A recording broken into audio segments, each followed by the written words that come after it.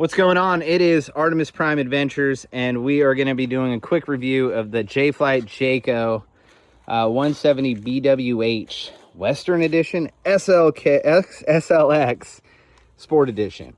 Now, this is a 21-foot trailer, and it weighs about 2,900 pounds with a tank of propane, and then as you add it on, I think the highest we've got is about 4,500 pounds, and that's taking fresh water with us, filling up our fresh water. But wanted to kind of go over this trailer since I've featured it on a couple of things on the channel, but haven't really gone into details with it. So I have a smaller family, 3 of us, me, my wife, and my daughter, and we have a son on the way. So this is perfect for that size family. With the young, my daughter's young, my son hasn't been born yet, so I think it's great in that capacity. If you have kids up to 12 or so, it'll work because it can get cramped in here pretty quick.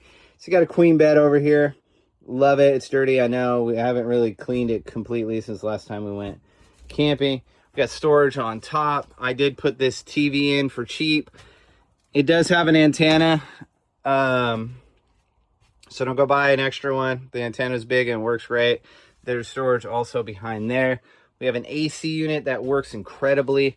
Storage above there, storage above the sink. The sink, like I said, don't mind the mess. We haven't fully cleaned it, and we will because we'll be going camping here soon again. 2 burners that work, but we don't really use those. I have a Vevor flat top, and I have a little griddle or grill as well that we take to kind of keep down the food smell inside the trailer. The table is great because it turns into another bed, like almost a little bit bigger than a full size. And then you, of course, you have the 2 bunks that are about 70 inches long. One update or upgrade I would say that you should probably do, depending on how much an individual weighs, the pad, right? The pad is not that great if you weigh anything north of 150 pounds. You kind of like sink throughout the night, and then you feel like your hips touching. So put a mattress topper on there. But it's really great. You have a decent sized fridge here. It works really well. And then, of course, a microwave. The bathroom, pretty simple. You got a toilet and a shower. And then, of course, if you get a trailer, you're gonna be looking all over to make your life as more organized as possible. Having a broom and somewhere to hang it's great. The shower is not bad at all. And then this is how you control the hot water heater, which is electric on demand. But I think the shower is probably gonna be a point of contention with individuals that are 6 feet or above. I'm 5'8", and I'm almost to the top already. I would say 5'11", and then you're at the top. But the cooler works really well, and the heater works really well. It's more of a furnace.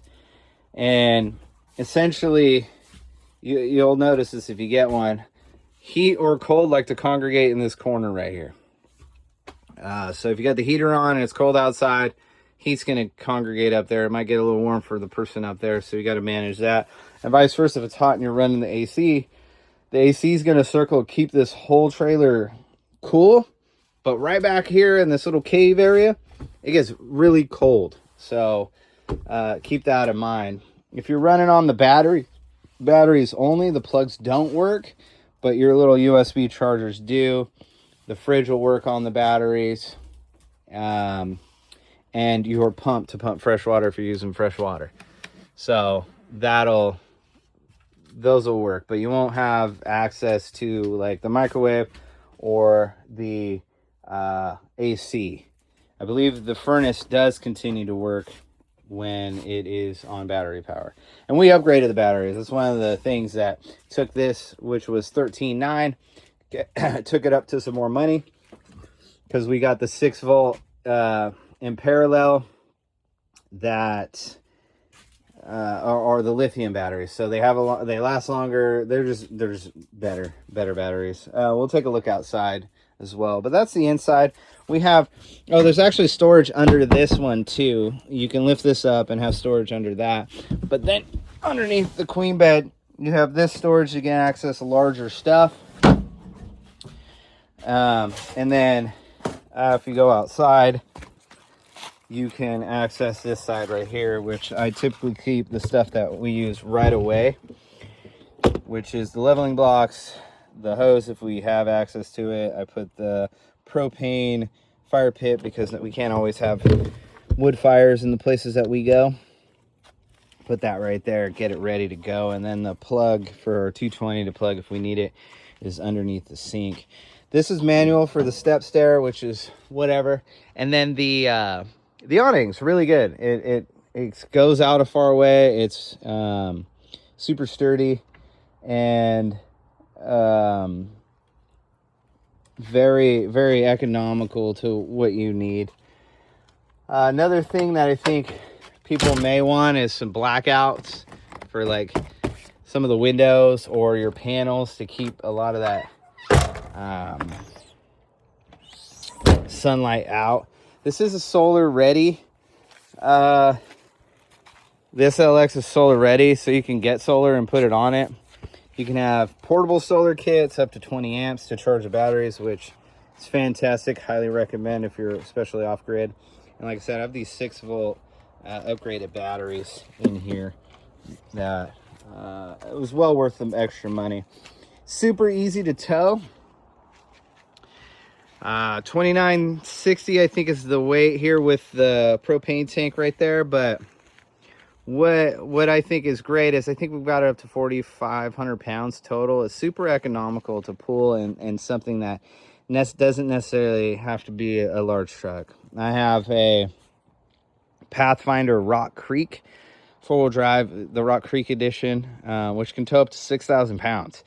So this is well under that fully loaded. I've said we've been about 4,500 pounds with 1,500 pounds of extra room there to make sure that we're not overloading the vehicle for its towing capacity. Just because it says it can tow 6,000 pounds or whatever, I highly recommend that you don't do that.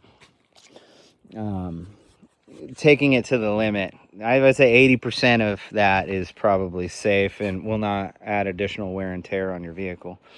But yeah, this is 13.9 out, not out the door, 13.9. We added some coverage to it, some upgraded batteries I highly recommend, but it is a fantastic starter unit for a smaller family and figuring out what you do or don't want in your traveling, because you can go out and buy a very expensive one with no experience utilizing a trailer, and it just becomes too much.